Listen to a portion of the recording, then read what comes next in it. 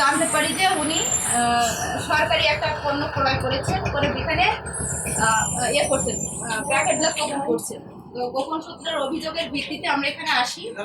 আসার পরে আমরা দেখি যে উনি টিআর কাবিকার টিআর যে চালটা তিনি ক্রয় করেছেন, ক্রয় করে ওনার 2 জন স্টাফ দিয়ে এখানে সেটা বাজারের সবচেয়ে প্রচলিত ব্র্যান্ড, যেটা একটা ইন্ডিয়ান ব্র্যান্ড, নূরজাহান ব্র্যান্ডের প্যাকেটজাতকরণ করছেন।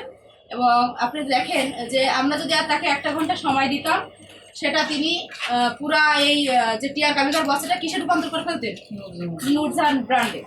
তো আমরা তাকে এবং তার যে এরা ছিল তাদেরকে জিজ্ঞাসা করি, তখন উনি এখানে ছিলেন না, ওনাকে ডেকে আনানো হয়। ওনার বক্তব্য যখন আমরা শুনতে চাই, উনি বলেন যে এটা আমি কিনেছি যশোরের টিআর কাবিকার ডিও থেকে, একজন মাধ্যম ছিল।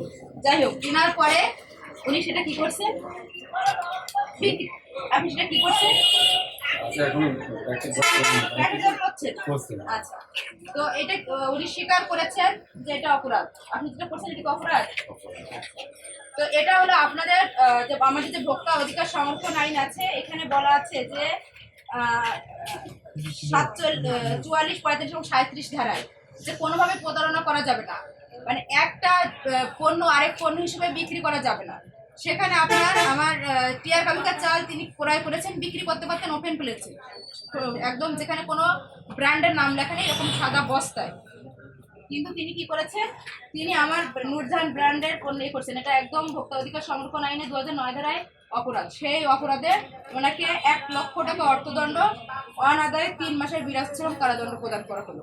যদি উনি এখন 1 লক্ষ টাকা পরিশোধ করেন, তাহলে আমরা ওনাকে রসিদের কপি দিয়ে এখান থেকে ছেড়ে দিয়ে যাব, আর না হলে ওনাকে এই যে 3 মাসের নিরাশ্রম কারাদণ্ড দেওয়া হচ্ছে আমরা নিয়ে যাব। উনি টাকা পরিশোধ করলে ওনাকে ছেড়ে দেওয়া হবে।